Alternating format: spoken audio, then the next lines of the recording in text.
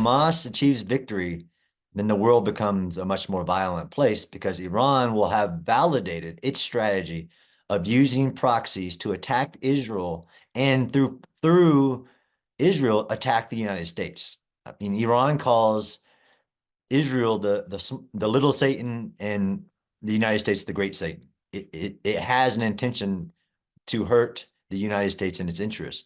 But this is also the fact that Israel has never started a war. It's never fought a war of aggression.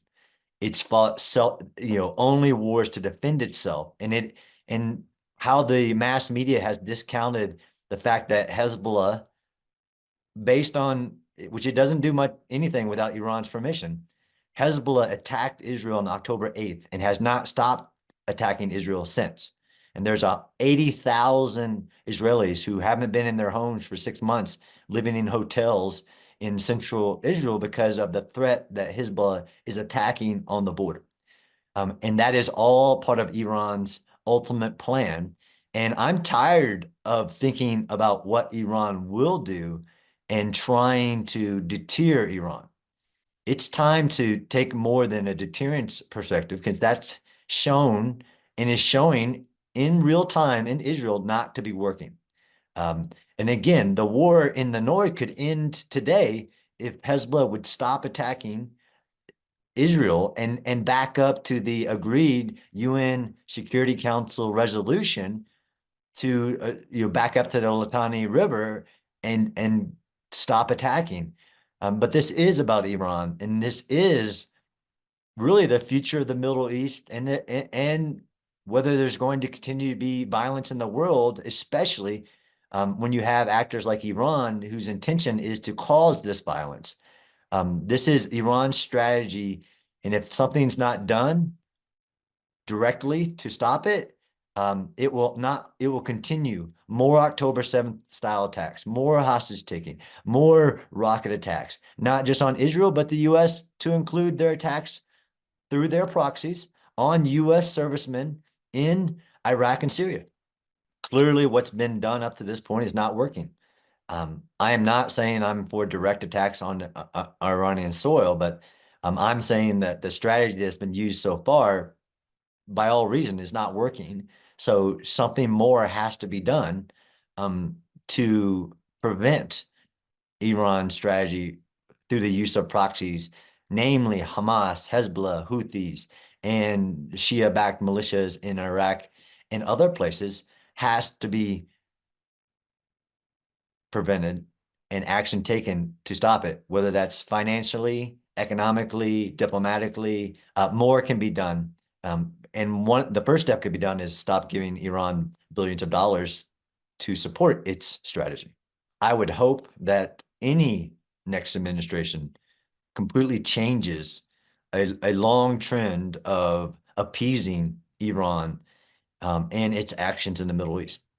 As a military strategist and somebody who's studied the area and the threats as well, is that strategically, number one is that Hamas cannot obtain a victory in this war. And if it does, Israel will continue to be at a real threat. And I think the world discounts this, a real existential threat on a daily basis. If Hamas is allowed to survive, if Iran is allowed to implement this use of proxies to attack Israel, October 7th changed everything. It changed the strategic security approach to Israel's threats. What that looks like, I don't know. They call it the day after, but there can be no day after until the day after Hamas is destroyed and the hostages are returned home.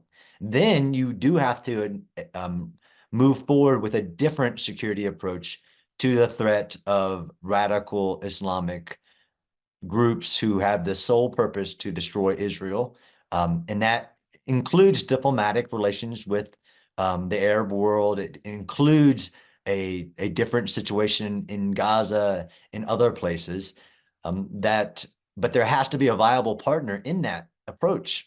This is again, the great lie that all the instability that Israel has is Israel's fault. And it's actually the opposite of you shouldn't have to justify your existence to move forward in the world.